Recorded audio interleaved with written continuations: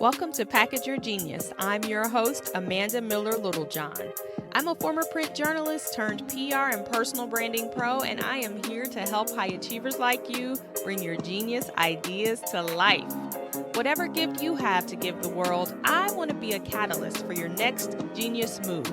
If you're ready to stop overthinking it and start putting yourself out there, you're in the right place. Let's go.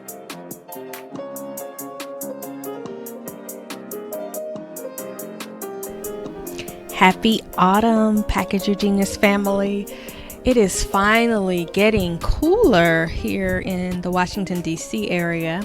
I'm not sure exactly where you live, what corner of the planet that you occupy. But from where I sit, the temperatures are starting to drop. We've had a series of very blustery days where I've gotten to break out my chunky sweaters and enjoy my hot Americano outside during my thinking and writing sessions in the morning. But during one of those sessions, I had an insight that I wanted to come here and share with you.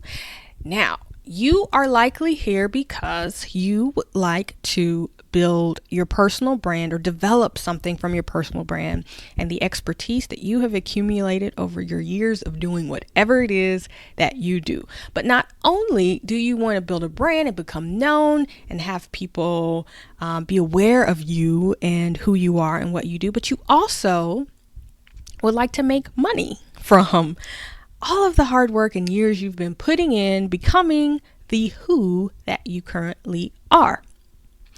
But you may have come up against a challenge in translating all of your expertise, experience, and the ways that you can help people into sales.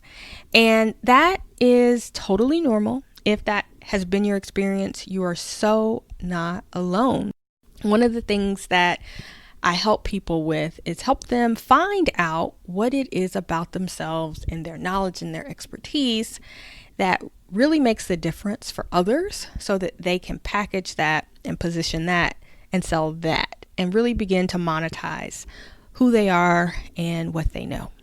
But one of the challenges that most people face, and again, if this is you, you are not alone. So I want you to take this nugget and just begin to shift how you describe yourself, how you describe your services, your packages, your programs, or whatever it is that you are trying to exchange for money with the audience that you are cultivating. But that mistake is so many people, they set out to sell their service, they set out to sell the thing that they do, and they ask the question, what can I sell my people? What will my people buy? What can I sell my people, right?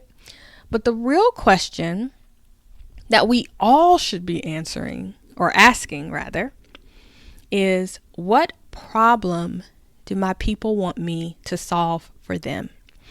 What problem can I solve for my people right now? What problem can I solve? And that's really it.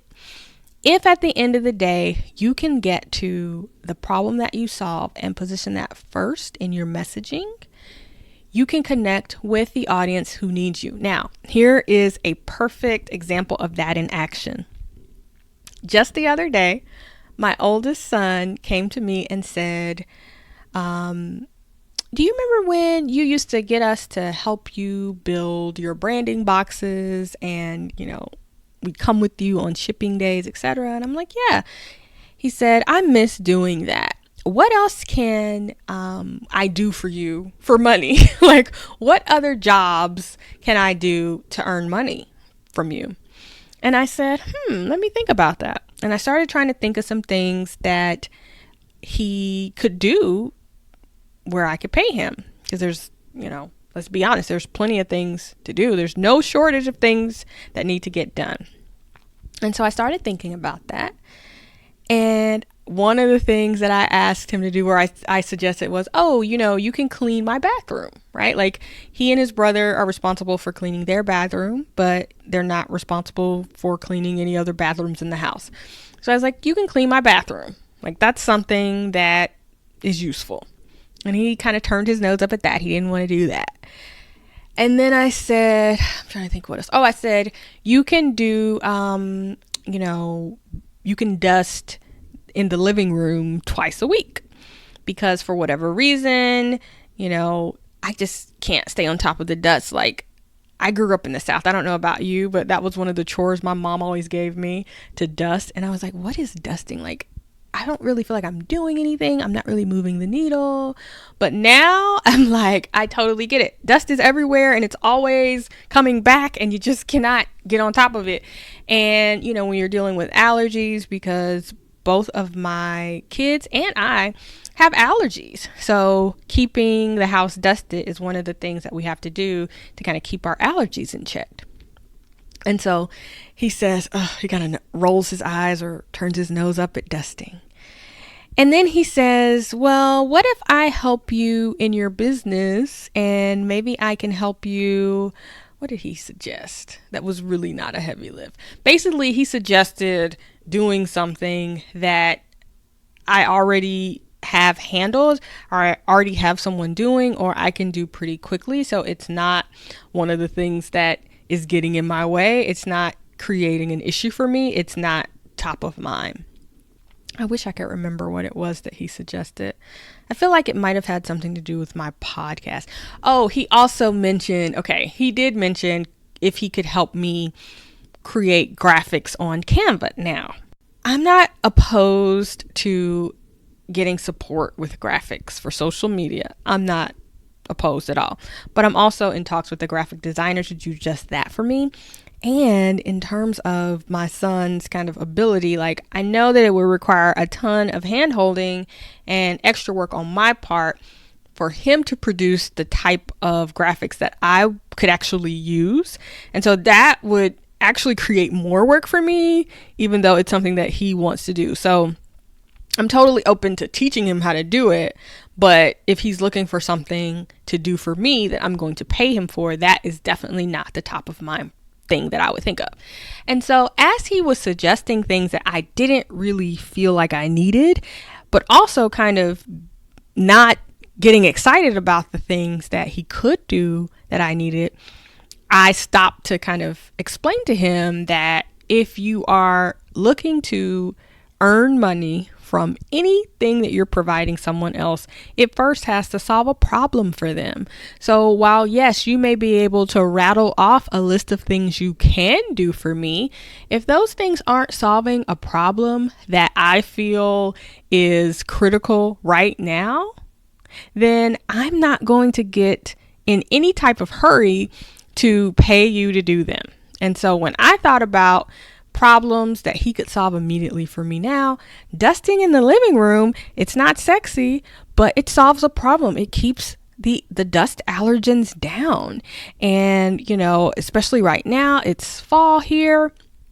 Those fall allergies, like if we open the windows and any of that pollen gets into the house, like that can create some sneezing and runny noses and itchy eyes for the people in my family. So to me, as the mama bear who wants to protect her cubs, I definitely want to make sure the house stays dusted. Now, that typically falls on me to kind of keep it up, but if I could give that to him, that would be awesome. And it's a pretty easy job.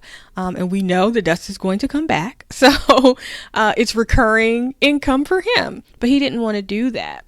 And so it just made me think about how oftentimes we try to push our solutions onto people without really understanding the problems that they have and how our solutions are helping them solve their problems. So for me, a dust-free allergen home helps support the health of my family. It's helped support my own health.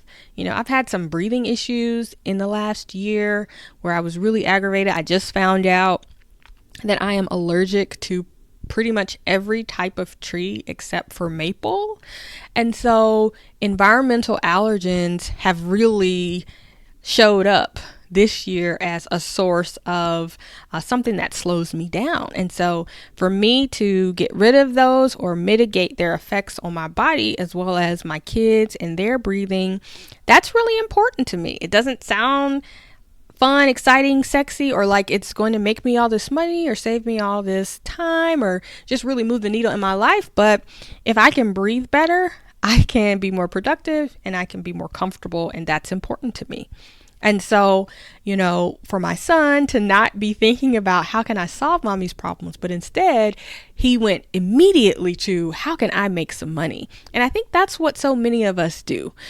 When we're in the position to monetize our genius and try to earn money from our gifts, we immediately say, how can I earn money from what I do? How can I make money from the things I know? How can I get someone to pay me to be the genius that I am? Instead of thinking and taking the approach of what problem can I solve for the people who are most often in my sphere of influence, the people who are in my orbit. What problem can I solve for them? What problem would people beg me to solve for them and would say yes in a heartbeat? So I want you to change your focus in both your thinking and your marketing and messaging from how can I make money, and even just the energy that you bring to your business. If you are in that space of just starting to offer services, or maybe you already have services and programs and things that you're selling and you want to launch something new, or you want to get rid of some things and consolidate and come up with something that people really need and will go crazy for. Instead of thinking about how you can add another 100K to, your fourth quarter revenue, right? I want you to think about the people who need you and what problem you can solve for them, because then the 100K in the fourth quarter becomes very easy to see. It becomes doable to create a path to get there. But you have to start with, what problem do my people need me to solve for them? Hope this was helpful to you. If it was, let me know by leaving a comment on the website, wherever you're listening to this podcast, and let me know what problem do people need you to solve for them. I'll see you next time. Bye.